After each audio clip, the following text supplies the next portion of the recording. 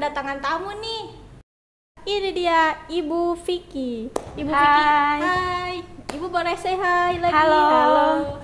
Nah, Ibu Vicky ini dari guru BK, gitu ya. Jadi buat anak-anak yang jarang masuk, anak-anak yang telat-telat, hati-hati ya. Yuk, sekarang sebelumnya saya mau jelasin dulu ya kenapa saya berdiri di sini. Ngobrol-ngobrol atau sharing-sharing bersama Ibu Vicky ini tentang gimana sih RA Kartini itu, gimana sih sosok RA Kartini itu, tentang pandangannya, penerapannya, atau tentang ya banyak lah, masih banyak yang lainnya. Karena ke Ibu Vicky-nya ya. Bu, saya izin bertanya ya. Iya. Bagaimana sih pandangan Ibu tentang sosok RA Kartini itu yang sejak dulu gitu, gimana sih? Kalau pandangan Ibu sendiri, beliau adalah sosok yang sangat inspiratif, beliau adalah sosok yang sangat membanggakan ya. Itulah mengapa setiap tanggal 21 April kita semua bangsa Indonesia merayakan hari lahirnya Kartini, karena berkat perjuangannya lah, berkat dedikasinya, hingga sampai saat ini itu perempuan di Indonesia bisa berpendidikan, bisa berkarya lebih bebas gitu. Jadi beliau adalah sosok yang sangat inspiratif, yang sangat memperjuangkan hak-hak dan kewajiban seorang perempuan gitu. Iya, dulu mah kalau dulu tuh ini ya Bu ya, kayak cewek-cewek tuh gak boleh sekolah. Emang bener sih Bu? Iya, kalau dulu pas zamannya Kartini itu perempuan memang nggak dibolehin untuk sekolah. Bukan untuk sekolah aja, bahkan diizinkan untuk keluar rumah pun jarang gitu, sangat tidak boleh. Karena bagi waktu zaman dahulu itu perempuan itu ya sudah hanya sebatas perempuan itu di dalam rumah saja mengurus keperluan rumah tangga. Itulah kenapa dari beliau ya, dari sosok RA Kartini itu kan beliau sangat suka membaca. Beliau itu sangat pintar dan akhirnya beliau itu belajar dari perempuan-perempuan dari Eropa, dari Belanda. Beliau mempelajari sosok perempuan dari luar negeri yang akhirnya beliau terinspirasi.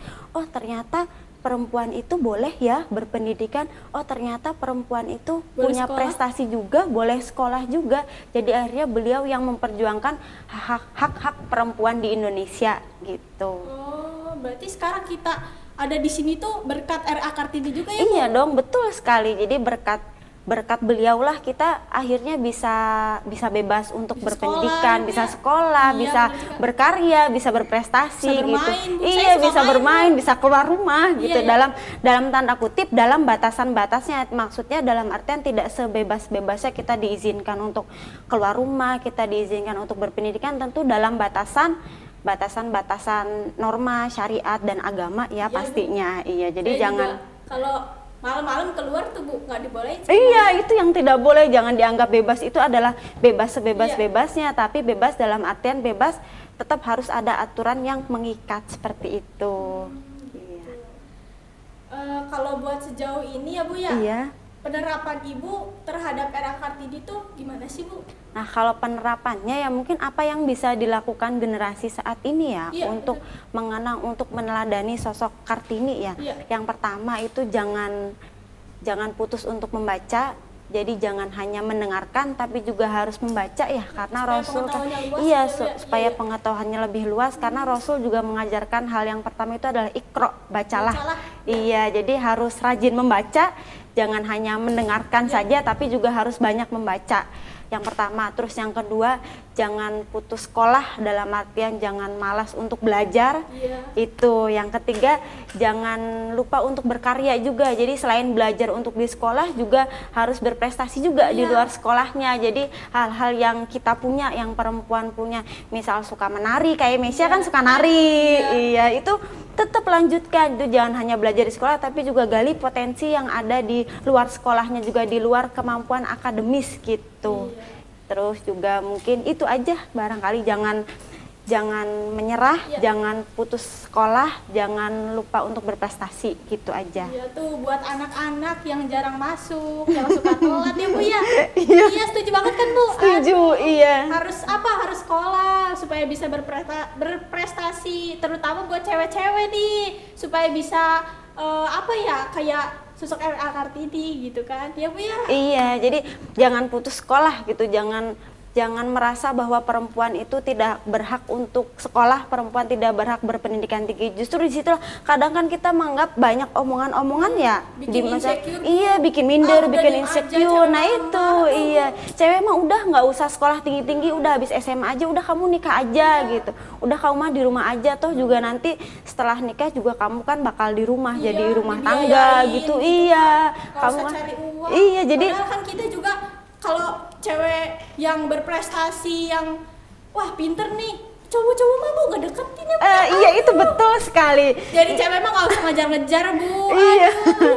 iya. Nah itu jadi jangan mau kalah gitu, dalam artian jangan hanya laki-laki yang harus berpendidikan, tapi juga perempuan itu harus berpendidikan, perempuan harus berkarya, perempuan harus punya prestasi. Karena nantinya dari rahim perempuan itu akan lahir generasi yang akan menjadi penerus bangsa Indonesia gitu. Iya, buat ngajarin anak juga. Iya, Ya, buat Bu, ya. ngajarin anak Masa gitu. nanti ditanya 1+1 nggak bisa ya? Iya, 1+1 kosong. Nah, itu. Jadi anak yang cerdas lahir dari ibu yang Cerdas. Wah, saya sih harus cerdas sih, Bu. Iya sih, gitu. Apalagi pelajaran BK harus masuk terus, Bu. Saya semangat. Iya, itu dia.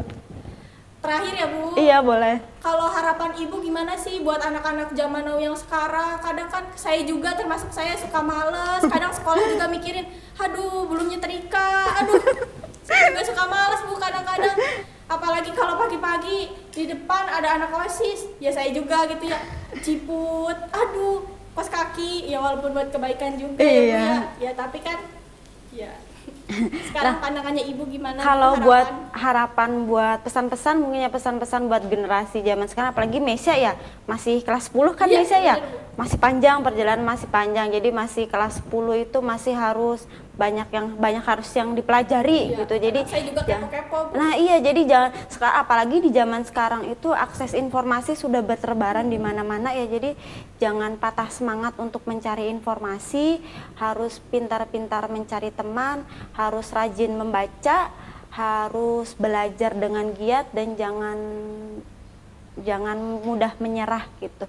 Jangan mudah menyerah dan jangan berhenti untuk berkarya untuk mendapatkan prestasi gitu. Jadi kalau dirasa malas untuk sekolah, malas belajar, malas berkarya, Membaca. iya, ingat cita-cita gitu, Iya. ingat masa depan, dan karena masa depan itu ada di tangan kita masing-masing gitu. Masa depan ada di tangan, bukan di tangan orang lain, Iya. bukan di tangan orang tua kita, tapi di tangan kita masing-masing. Jadi yang harus bikin ketika kita merasa malas, ketika kita merasa aduh capek belajar, Iya, itu capek, ingat Bu, kadang. cita-cita, ingat perjalananku masih panjang gitu. Aku masih punya cita-cita dan aku berhak untuk menjadi orang yang berprestasi gitu.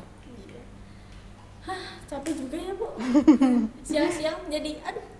Jadi Lagi haus. puasa. Iya. Tapi gak apa-apa, barokah ya, Bu ya. Amin, iya Iya. insya Allah.